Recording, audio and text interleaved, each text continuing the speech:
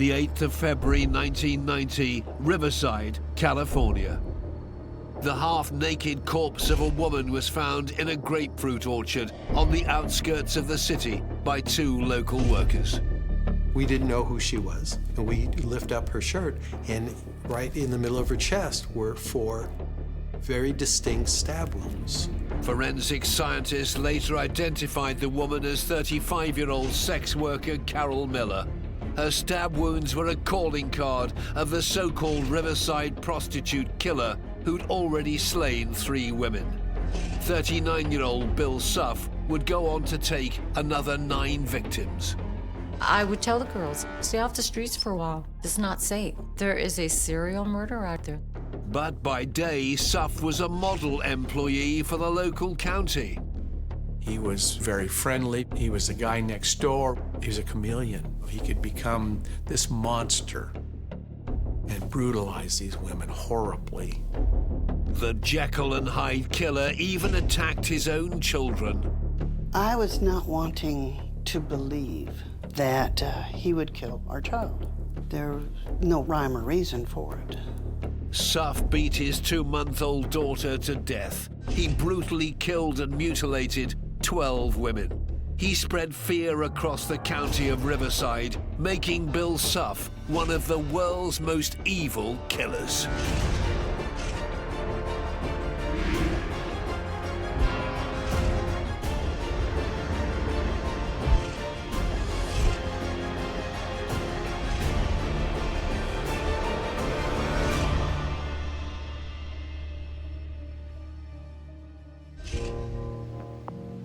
The 23rd of December 1991, Riverside, California. A workman made a shocking discovery. He found the body of 39-year-old Eleanor Casares lying in orange groves. She'd been strangled, stabbed and mutilated, and was the 13th victim of the man who'd later become known as the Riverside prostitute killer. When we look at this particular murder, it was very violent. And if we look at what he did with the victim's breast, he mutilated it and he threw it some 40 feet away. He's just discarding this woman's body part like it's trash. And I think that's how he saw these victims. In an act of bravado, the killer dumped Eleanor's body just a block away from the Riverside Police Department. Local detective Christine Kears Sheffield had warned Eleanor about a serial murderer on the loose only days earlier. When we saw it was Eleanor, I was just like, oh my God. You know, we just had this talk. We just had this talk. And I knew she had little children. You fight back your emotions and say, we gotta get this solved. Knowing a serial killer was on the rampage shocked the county of Riverside. The fear was rampant. It affected people's willingness to go out at night and just walk in their neighborhoods. And the papers played up to that. There was a great deal of building pressure on us, law enforcement, to find this individual. This killer's story begins on the 20th of August, 1950. William Lester Suff was born in Torrance, California. From the outside, his family did appear to be very traditional. He was the eldest of 5 siblings, but there was an incredibly abusive relationship that went on between Suff's parents. And when a child grows up in an environment like this, they learn violence is a way of getting what you want. Violence is a way of maintaining feelings of control. And those are very toxic things, but they take root. His mother, Elizabeth, was domineering, overbearing. His father, William, rather remote. I'm not suggesting for a moment there was abuse, but there was certainly a very poor male role model anywhere around. At the age of 16, Suff's father walked out on the family, and his mother was left bringing up 5 children on her own. Suff had to work part-time to support his family, who were in dire straits. Well, Suff had to take on quite a considerable role looking after his siblings. He had a lot of responsibility. He was essentially an adult in this house. And I think that impacted upon his own development to make him quite an isolated and quite a solitary individual. Elizabeth starts up another relationship with a man she was eventually to go on and marry. Now, he was the opposite, if you like, of Suff's father. He was firm, disciplinarian, very tough, I think, on Suff.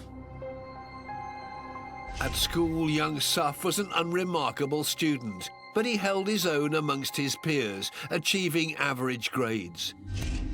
He also developed an interest in music and learnt to play the trumpet.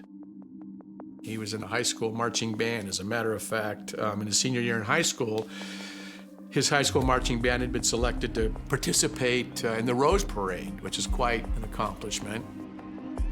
It was here, playing with his band, that the 18-year-old Suff met his first love, Terrell, who was just 15. Well, me and my friends from school, we went to the game, and Bill was there. He was kind of cute, and so naturally we all flirted.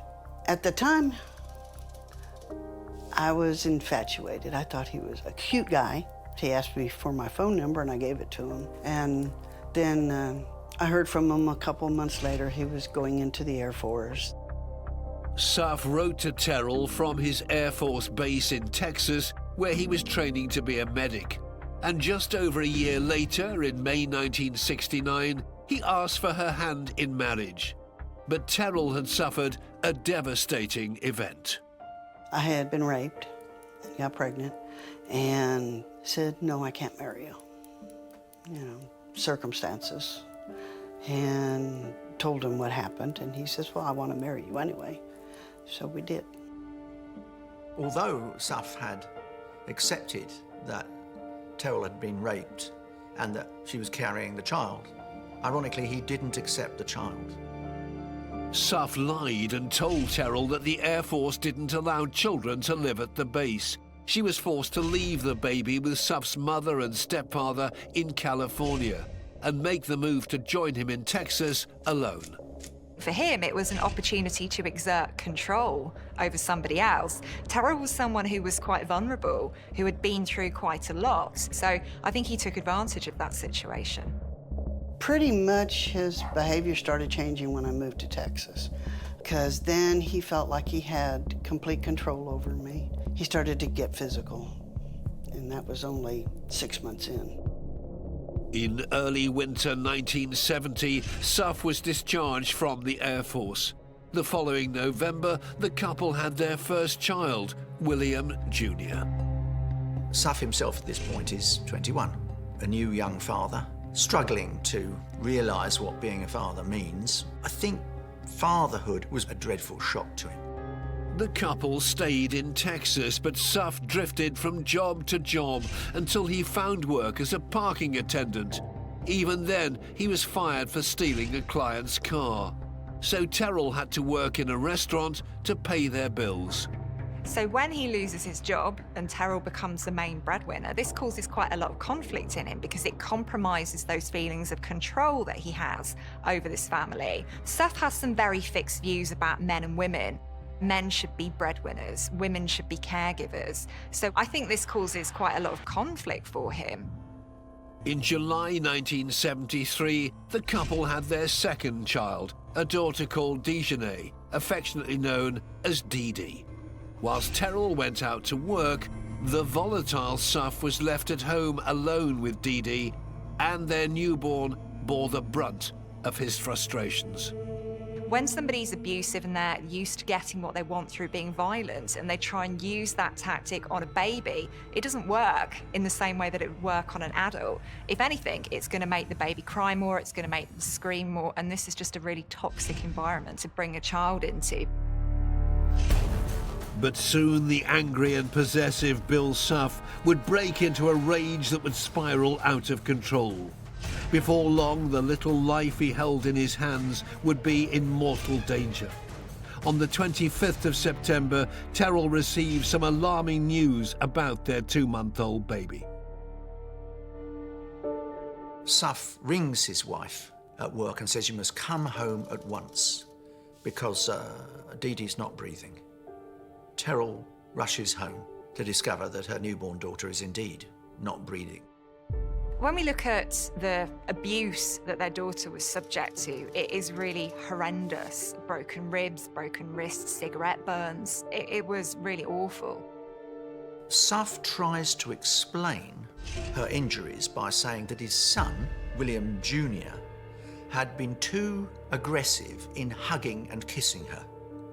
Bizarre, I would have said, because I don't think any toddler is capable of inflicting those kinds of injuries. But that was Suff's story. I was not wanting to believe that he would kill our child. And when he was arrested, I was trying to still work in my mind how he could have done it or why. There's no rhyme or reason for it. When the doctors examined Dee Dee, they also found evidence of old injuries, which suggested she'd been abused over a period of time. Terrell's world was turned upside down even further when she too was arrested on charges of murder. Their son was taken into care, and on the 11th of April 1974, both parents were sentenced to 70 years for killing their daughter. I didn't have my son. I'd lost my daughter. And I really had nothing. You know, I was just devastated, destroyed, and I wasn't sure how I was going to actually make it through. Treat yourself to the best gift in history this holiday season. Enjoy unlimited access to award-winning podcasts and thousands of hours of original history documentaries released weekly exclusively on History Hit. There are topics for all history lovers, from Pompeii to D-Day. Sign up via the link in the description for an exclusive discount. Don't miss out on this incredible opportunity to explore the past like never before with History Hit. 20 months into her sentence, Terrell was granted an appeal hearing. The court was not satisfied with the evidence against Terrell and exonerated her. I walked outside the courtroom and just screamed. Because now I can try to move on. And I immediately started divorce proceedings. And it was one of the best days of my life. Meanwhile, her ever-manipulative ex-husband was making his own plans for an early release. When Suff's in prison, he demonstrates the kind of behaviour that officials want to see. He's compliant. He appears to be someone trying to better himself. He volunteered for the prison library. He took 2 degrees, caused no trouble whatever. Suff is such a model prisoner that he serves only 10 years of his sentence and is released in 1984. On the 6th of March, 33-year-old Suff was awarded parole. He moved back to California and found a job in the county of Riverside selling Greyhound bus tickets. He appeared to be a real pillar of the community, and it diverts attention away from him. He blends in. He's the average Joe. In October 1986, Suff got a new job as a supply clerk for Riverside County. He'd started dating a teacher called Bonnie and moved in with her to help care for her elderly grandmother. He's effectively creating the persona, the quiet man who doesn't mind helping, very ordinary, but within him, something quite different was happening. People at work loved him. He was good to everybody on the outside. He had this facade going on about him that you could trust him, that he was a kind and giving person, but at the same time, had that secret devil within him. Suff split up from his girlfriend Bonnie after he admitted stealing money from her grandmother. He often spent nights cruising the local red light districts looking for casual sex. He developed a hatred for the women he saw on the streets. I think he reserved a particular distaste for sex workers because he saw them as less than women. He saw them as women who weren't fulfilling the roles of the caregiver and the nurturer, and he had some very rigid ideas about who women are and how they should behave. Soon this seething resentment would escalate. In January 1989, 38-year-old Suff was driving his van down Main Street in Lake Elsinore when he spotted a young woman called Rhonda Jetmore. They agreed on $20 for sex, and she demands the money up front. It is extremely dark. Suff hands her the bill, and she switches the flashlight on to look at it. And instead of it being a $20 bill, it's a $1 bill. Now, she's furious. I'm not doing this for a dollar bill. She is angry. Suff launches himself at her in an attempt to begin to strangle her. Rhonda fought back, smashing Suff around the head with her flashlight and made her escape. I think it taught Suff something very specific. Never let them survive. If you attack them, they must be killed. You cannot afford to have another Rhonda. 6 months later, on the 26th of June 1989, single mother Kimberly Little was soliciting sex along Main Street. Suff was one of her regular clients. He picked her up. Put her into his van, take her to an isolated spot, rape her, stab her, strangle her, and he put some of his clothes on her. He demonstrated an extraordinary lack of DNA awareness. He left semen at the scene.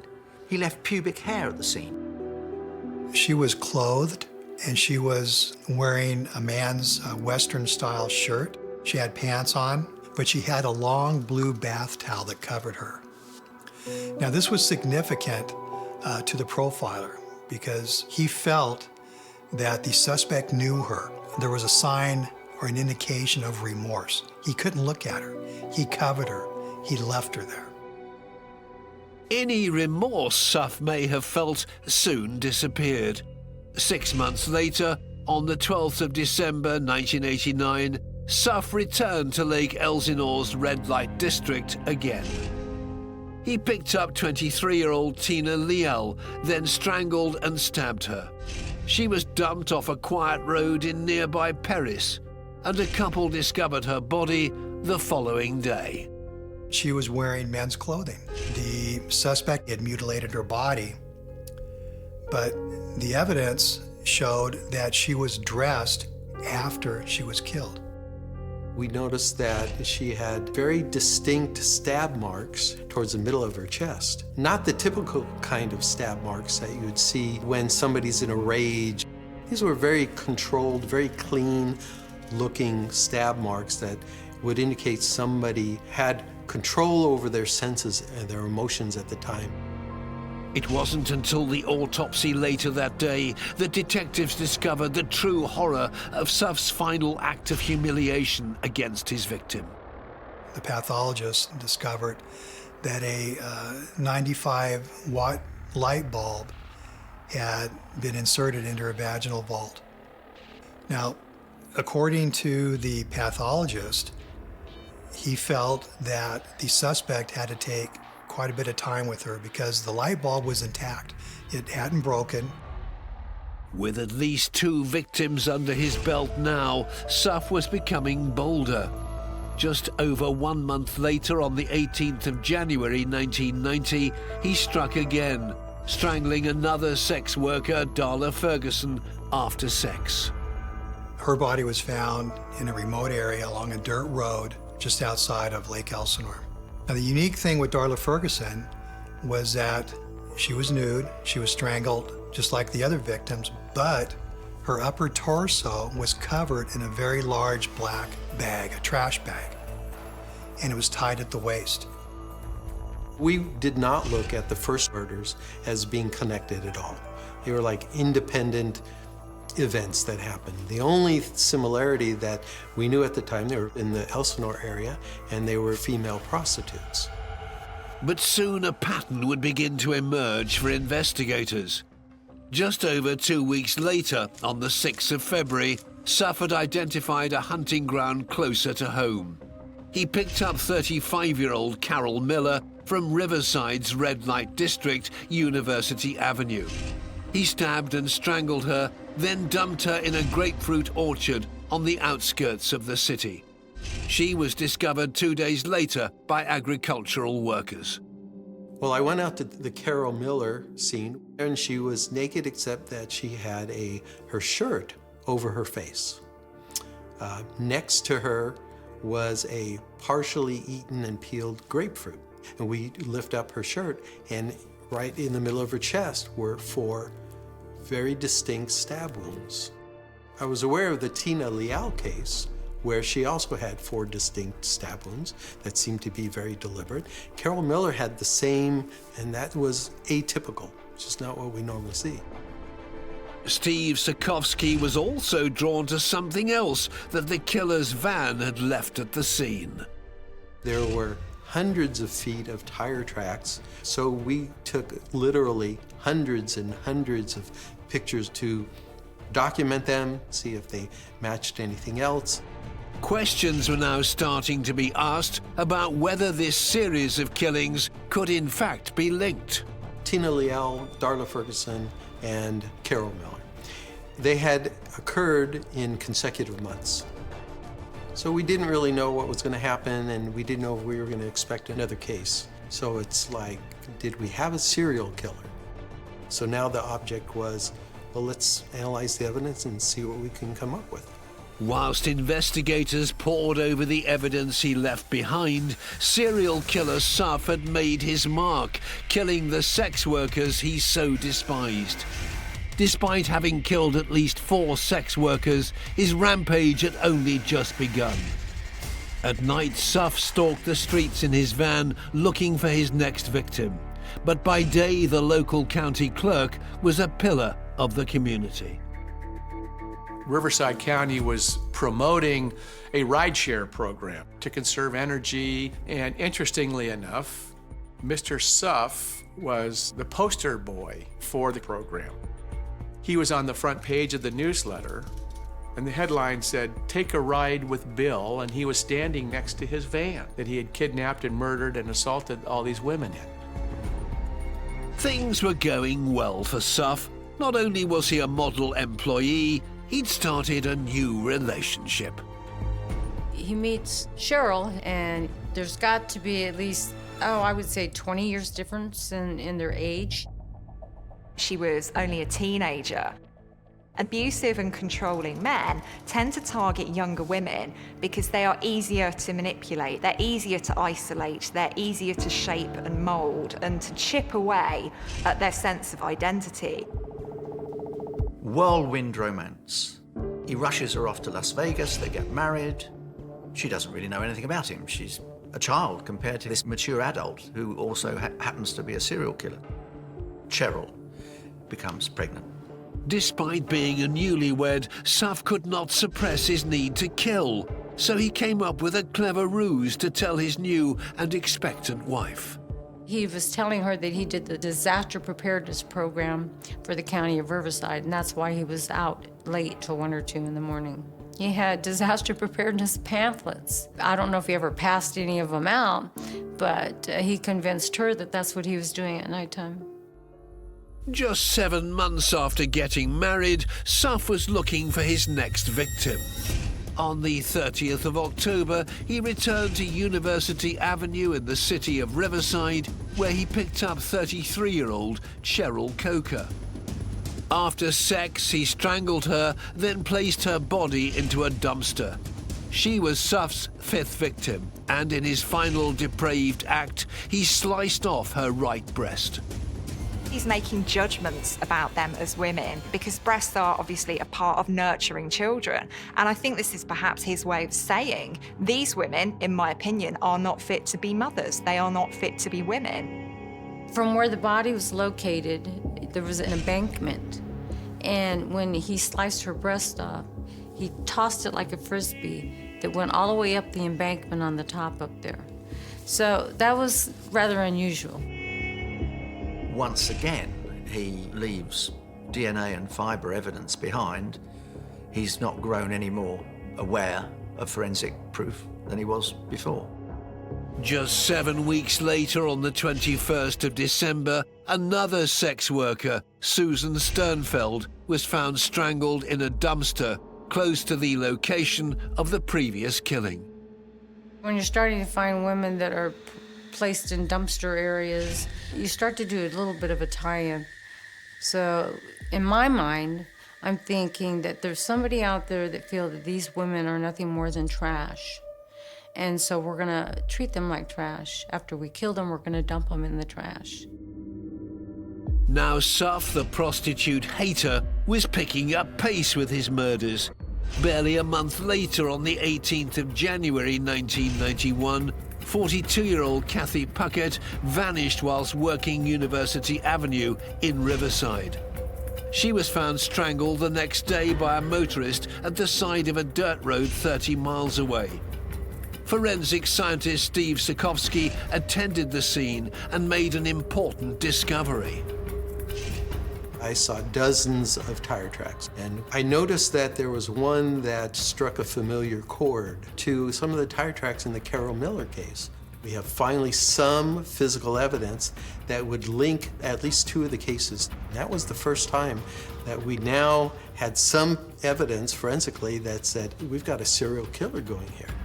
When Steve Sikowski started looking for other evidence linking the spate of sex worker killings, his suspicions were confirmed. I started looking at all the trace evidence, the fibers, and saw some commonalities. I saw fibers that were gray in color from one victim to the next. And so we were starting to build up some idea that, in fact, we do have a series going on, a serial killer. We had to put a stop to it. To us, it was not that they were prostitutes, it was they were human beings being killed. Women are being killed and dumped in places all over the place. So we need to make a tie-in here somehow. Now that there was conclusive evidence confirming that a serial killer was on the loose, a task force was created linking the various law enforcement agencies investigating the killings in both Riverside and Lake Elsinore. They put out posters appealing for locals to come forward with any relevant information and offering a reward of $11,000. By the 27th of April, they had an 8th case of a dead sex worker on their hands, 24-year-old Sherry Pacer. For the forensic team, gathering evidence at this crime scene proved much more difficult. We were in the process of looking at the body to see if there were any fibers on it. We already saw a shoe print, and the sprinkler system came on. It was just a small little garden area behind the bowling alley. We're standing on top of literally sprinklers coming up on us to keep the water off the body and yelling, have them shut the sprinkler system off. With the sprinklers washing away potential evidence, it reduced the amount of information forensics could gather. However, they did find traces of semen on Sherry's body. Despite having a heavily pregnant wife, Cheryl, at home, on the 3rd of July, Suff struck again, taking his next victim, 37-year-old Sherry Latham. The whole task force is starting to feel pressure because we have these bodies that are appearing, and I didn't feel any closer to identifying or providing that kind of information to catch the guy. 3 weeks later, Suff became a father once again when Cheryl gave birth to their daughter. Whilst he was forced to spend some time at home, the task force were making every effort to close in on him. One of the deputies was assigned to try and identify some shoe impressions that were left at several of the scenes. So what he did is he took a photograph of the shoe impression and it was blown up to a 1-to-1 ratio, which means it's the actual size of the impression. And what that deputy did is he went to all the different shoe stores, picking up shoes, looking at the bottom, at their soles, to try and find the same pattern. And after many hours, he was successful. He found that shoe. So now we had a shoe identified, and we have a shoe size identified. Meanwhile, forensic scientist Steve Sikowski's hard work had started to pay off. He'd been analysing the tyre marks found at the scenes of Carol Miller and Kathy Puckett's killings, and he too had made a breakthrough. I was able to identify what kind of tire it was. It was an Armstrong Ultra Track. Had a very unique kind of tread design or pattern. And so I would take this picture with me wherever I would go. I remember one time I went to a restaurant with my dad and my two youngest kids, and I'd be looking at the cars in the parking lot to see if I found a similar tread design. And they're going, Dad, what are you doing? The task force was so determined to catch this killer that many were unable to leave their work at the office. Many times I would take my casebook home and lay it out on the bed and say, what are we missing? Is this somebody that knows these girls? Is it somebody that works down here? Is it somebody coming in from out of town? And it was rather disturbing to me, to say the least. So I started putting all my effort into it. But an even bigger break would come for the task force on the 15th of August. At 10 p.m., serial killer Bill Suff was once again cruising Riverside's red light district. Suff goes out searching for prey again and comes across a young woman called Kelly Whitecloud. She is spirited and not one to suffer fools gladly. They make a deal.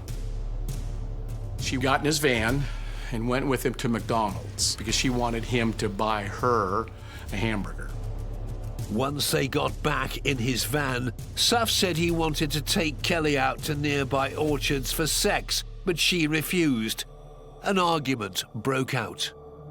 She felt uneasy, and so ultimately when they drove out of the McDonald's parking lot, she bolted from the van and ran away. As Kelly recovered from her encounter with Suff, she witnessed him pick up her friend and fellow sex worker, Kelly Hammond, further down University Avenue.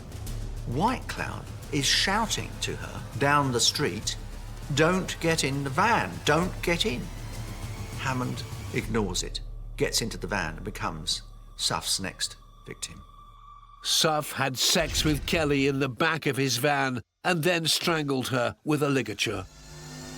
He dumped her nude body in an alleyway and posed it with her legs in the air, which meant, almost for the first time in his spree, that she was found relatively quickly. Her body was still warm when it was discovered. Suff had taken the lives of at least 9 sex workers, but a witness had seen the predator on the prowl. The net would soon close in on the killer. On the 16th of August, an office worker found Kelly Hammond's body and called the police. Detective Christine Keir Sheffield had previously gone undercover as a local sex worker, so she investigated the latest murder using her contacts on the street. I knew, because I had a rapport with the girls, that Kelly Hammond was a good friend of Kelly Whitecloud's.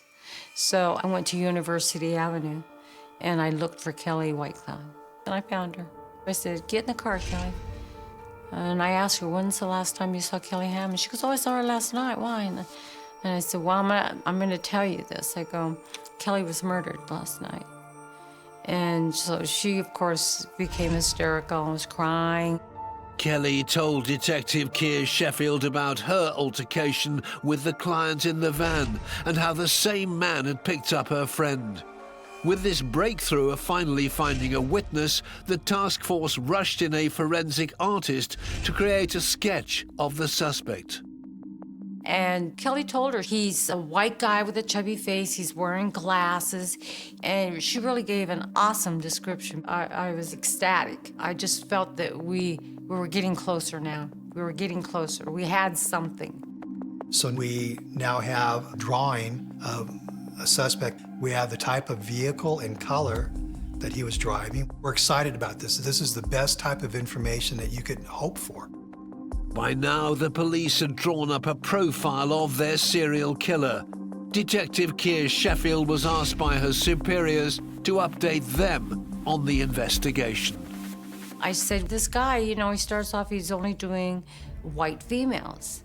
And now we're getting Hispanic females. But he's never done an African-American female." The following day, my chief of police decided to do a press release, and he put the information out. And it came out in the newspaper. So on the 12th of September, Suff had a sinister surprise in store.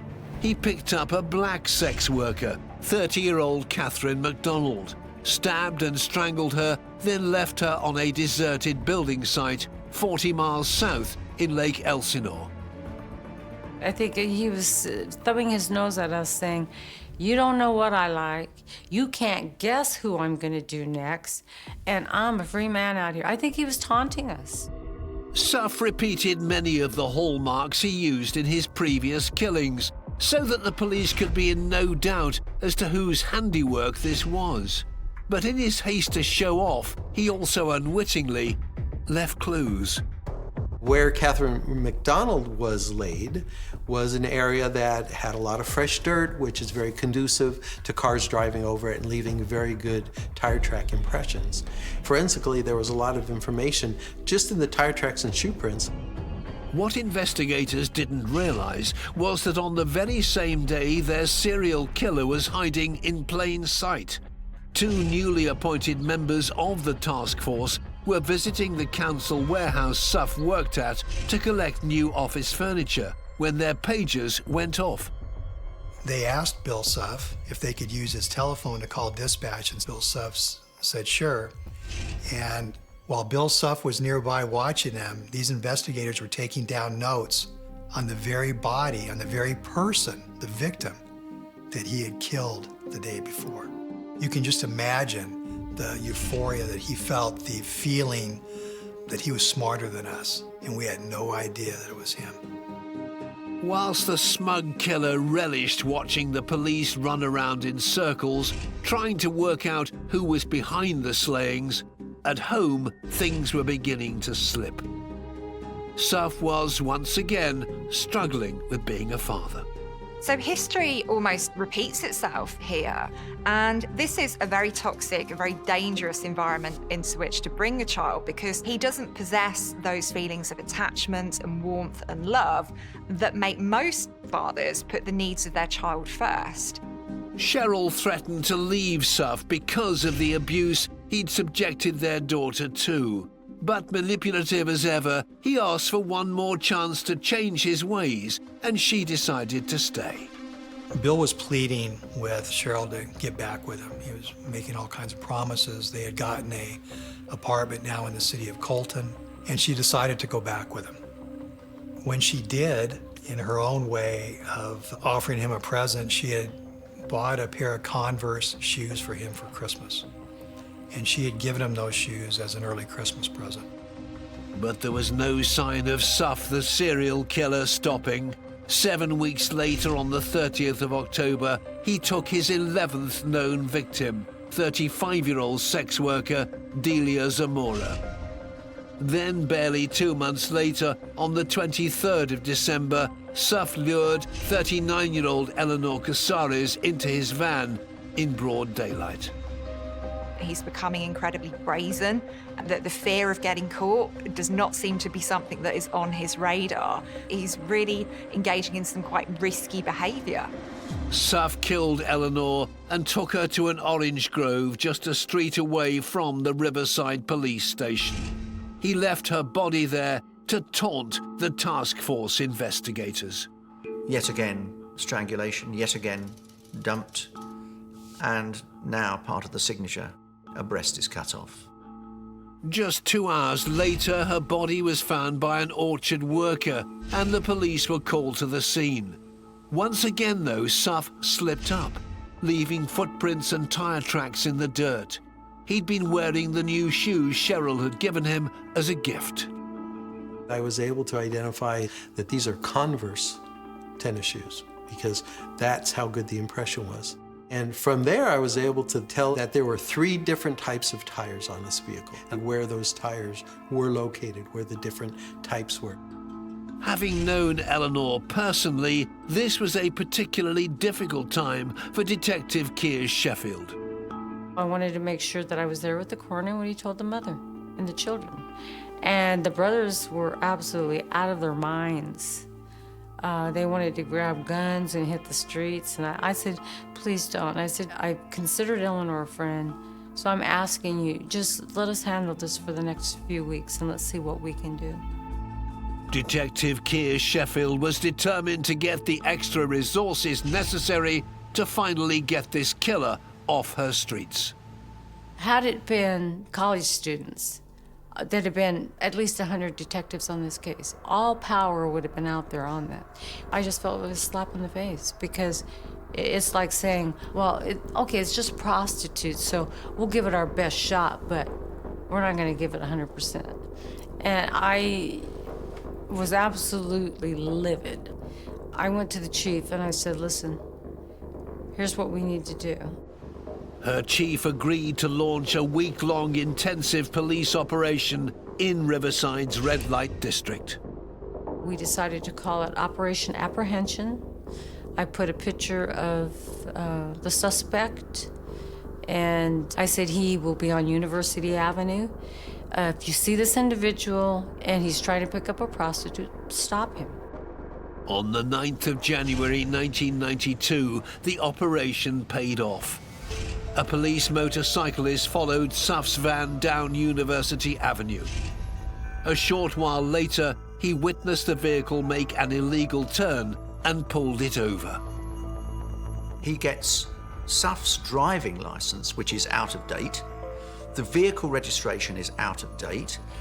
So he then starts to take a vague look in the van, where he discovers, among other things, a fishing knife with what looks like blood on it, not to mention all kinds of other stuff. The traffic cop knows what the police sketch of the possible serial killer is, and Suff looks, well, really quite like it. So now he calls for backup. The phone call came, and I asked the officer to tell me what the driver's side front tire was.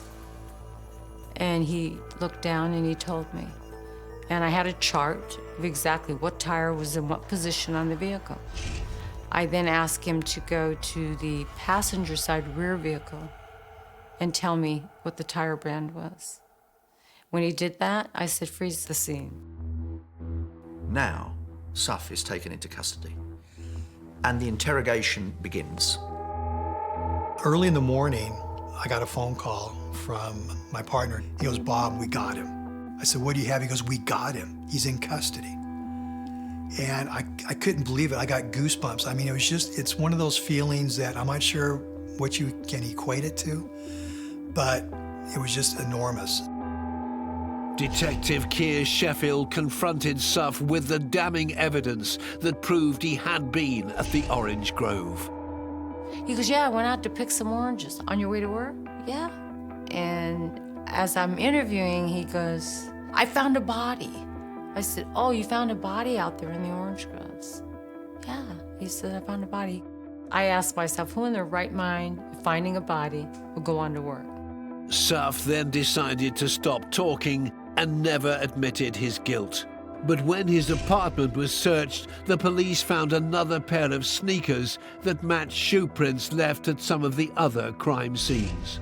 Most damning of all, the same grey carpet from Suff's van was linked to fibres found on 7 of the bodies, and his DNA matched profiles discovered on 8 of the women. We even had some cat hair at some of the more recent crime scenes, and we ultimately tied that into the cat Mr. Suff had in his apartment at the time that he was arrested.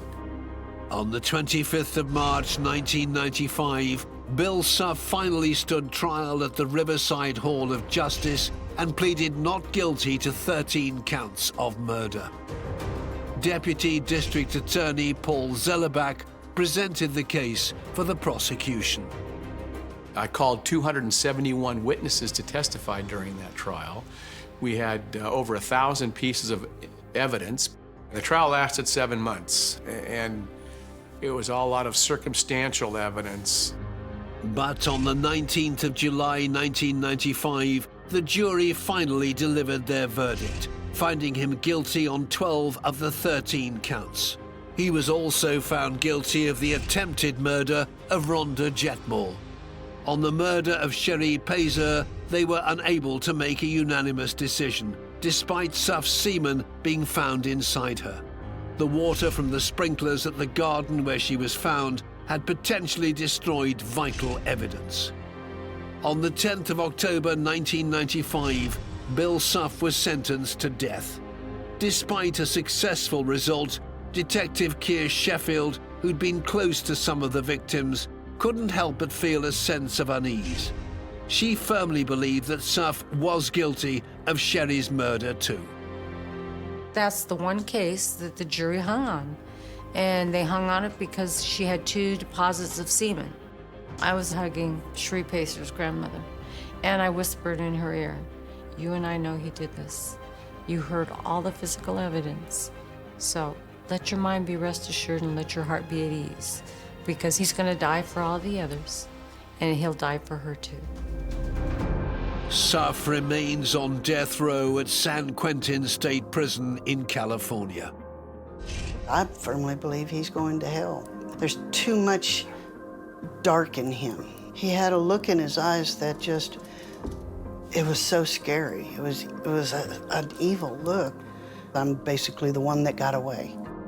Suff spread fear amongst vulnerable women on the streets of Riverside.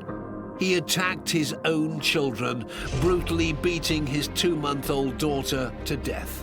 He murdered and mutilated 12 women, and the police suspect he had many more victims. That makes Bill Suff one of the world's most evil killers.